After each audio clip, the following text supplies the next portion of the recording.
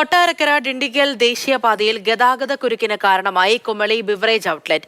മദ്യം വാങ്ങാനെത്തുന്നവർ അലക്ഷ്യമായി റോഡരികിൽ വാഹനം പാർക്ക് ചെയ്യുന്നത് മൂലം മണിക്കൂറുകൾ നീളുന്ന ഗതാഗത തടസ്സമാണ് മിക്ക ദിവസങ്ങളിലും ദേശീയപാതയിലുണ്ടാകുന്നത്.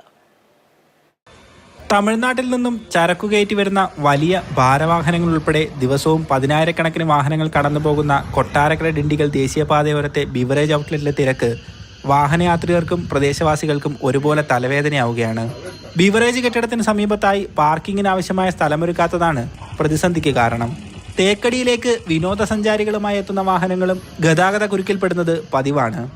രൂക്ഷമായ ഗതാഗത കുരുക്ക് ആളുകൾ തമ്മിലുള്ള വാക്കേറ്റത്തിനും കാരണമാകാറുണ്ട്. നിരവധി വാഹനങ്ങൾ ഈ റോഡിൻ്റെ സൈഡിൽ കൊണ്ടിടുകയും അതുപോലെ തന്നെ ഇതിട്ടതിന് ശേഷം അത് സാധനങ്ങൾ വാങ്ങുവാനായിട്ട് വിപ്കോയിലേക്ക് ഇറങ്ങിപ്പോവുകയും ഇത് നിരന്തരം ട്രാഫിക് ബ്ലോക്ക് അടക്കമുള്ള കാര്യങ്ങൾ ഉണ്ടാക്കുകയാണ്. പാർക്കിംഗ് ഗ്രൗണ്ട് തന്നെ ഇവിടെ ഉണ്ടാക്കണമെന്നാണ് ആവശ്യപ്പെടുവാനുള്ളത്. അവധി ദിവസങ്ങളിൽ ഇതുവഴിയുള്ള ഗതാഗതം ഭാഗികമായി സ്തംഭിക്കുന്നതും പതിവ് കാഴ്ചയാണ്.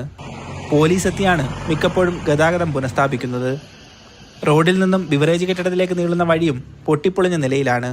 ഔട്ട്ലെറ്റിന് സമീപത്തായി ഉപഭോക്താക്കൾക്ക് ആവശ്യമായ അടിസ്ഥാന സൗകര്യങ്ങൾ ഒരുക്കി പ്രശ്നത്തിന് പരിഹാരം കാണണമെന്നാണ് നാട്ടുകാരുടെ ആവശ്യം. മാതൃഭൂമി ന്യൂസ്, കുമളി.